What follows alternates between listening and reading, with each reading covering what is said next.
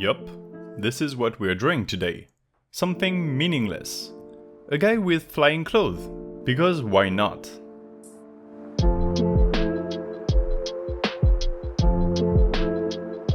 Well, hello there, I'm Détroit.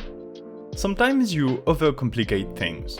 You want to make something really cool in terms of ideas, like an awesome design. And sometimes you kinda lose track of it. The pressure of making something really incredible gets to you. And by you, I mean me. Recently, I've been wanting to make a great drawing, my own masterpiece, and it's kinda stressful. So I took the opposite approach and instead consciously decided that today I wouldn't try to make an incredible drawing. That shouldn't stop you from subscribing though. Out of the weekly videos I upload, there's bound to be a masterpiece somewhere. Even if I don't personally think it's great, doesn't mean that you can't. It's all up to you what you think at all. So this is my point, not trying too hard, and I'm glad I did it. After trying to make complicated painterly illustrations for a while, going back to a very simple style is really refreshing. A simple line art with my usual brush, of which I love the texture. But I'm getting ahead of myself, because it all started with the sketch. And not the sketch you're seeing. It started with this thing. The idea came to me when I had Photoshop open, but my tablet wasn't on, so I drew it in a couple seconds using the mouse. That's my way of locking in an idea I have, making a Photoshop document with a purposefully bad drawing. The reason for the bad aspect is that I don't lock the idea fully. This way, when I get to actually drawing the idea, I can easily change stuff around. When you sketch something properly, it's often with the goal of sketching the final thing, and you tend to fix in your mind the elements you draw. By drawing badly on purpose, you know you have to start over, and so you can easily change everything without being attached. So yeah, I started with this abomination, and eventually it turned into what you're seeing, which is a naked guy with his clothes floating above him.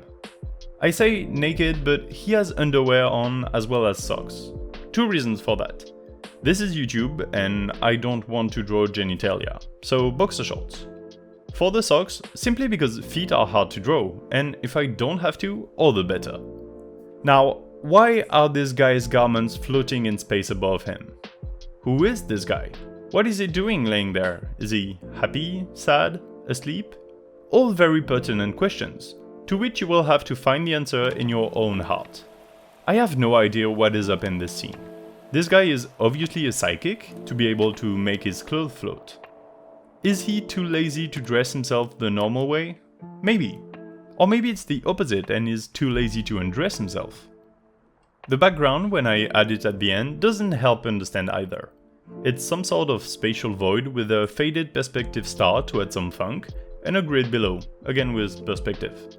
It doesn't make sense anyway, so I won't try to find any meaning, but you are free to try yourself. Tell me in the comments what is up with this picture. About the clothing. First off, to make sure the size was right, I drew the clothing on top of the character and only moved it around afterwards. Quite simply, I took inspiration in what I wear the most. This includes jeans, a t-shirt, a hoodie, and skater shoes. I added a long coat because I think it looks cool, same for the baseball cap. For the colors, I added some variety. Not too monochrome, but not too wild. Everything is mid about this drawing, which is in itself a fun thing sometimes. It's well aligned with the goal of not overcomplicating and not reaching for perfection. The shading is as simple as you can get. It's essentially cell shading. I put a clipping mask on top of the color layers and painted the shadows with a purple overlay layer. I usually go for a multiply layer type for shading, but I figured I would change to make the purple show a bit more, such as on the character himself, so overlay it is. I also added some highlights by doing the same thing with white on a low opacity normal layer. Something that gave me a bit of trouble was the placing of the cloth in the space of the canvas. I didn't choose the best angle for that, and also I couldn't decide on whether I should have the items overlap or just float on their own each. The biggest problem with determining the spacing came from the pants. You see, the balance is all wrong, since the torso of the character has 3 layers of clothing, but his legs only have 1.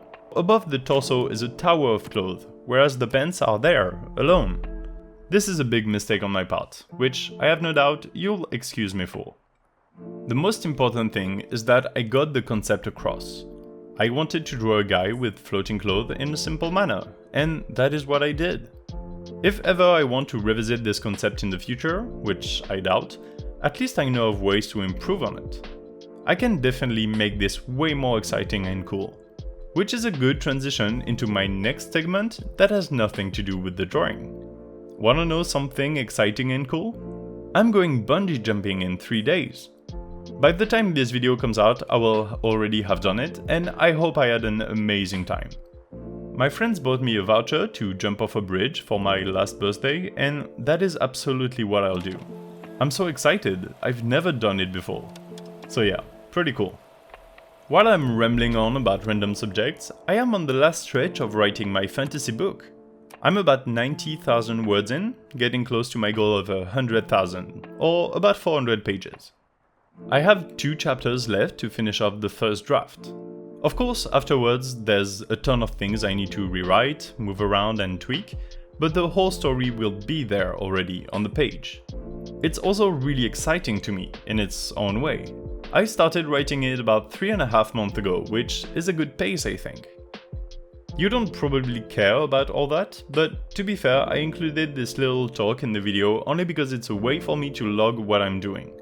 It's like a form of journaling, and later when I rewatch my own videos, I can remember what I was doing around that time. But this is enough for now. I will have plenty of time to talk about the book in the future, and trust me, I will talk about it. No way I spend months on this huge project without milking it for a few videos. God, I'm in a good mood. I hope you are too. I won't even ask for your likes and subscribe. Figure it all out yourself with what's on screen. I hope you have a great day and you're doing well, and I'll see you in a week. Bye!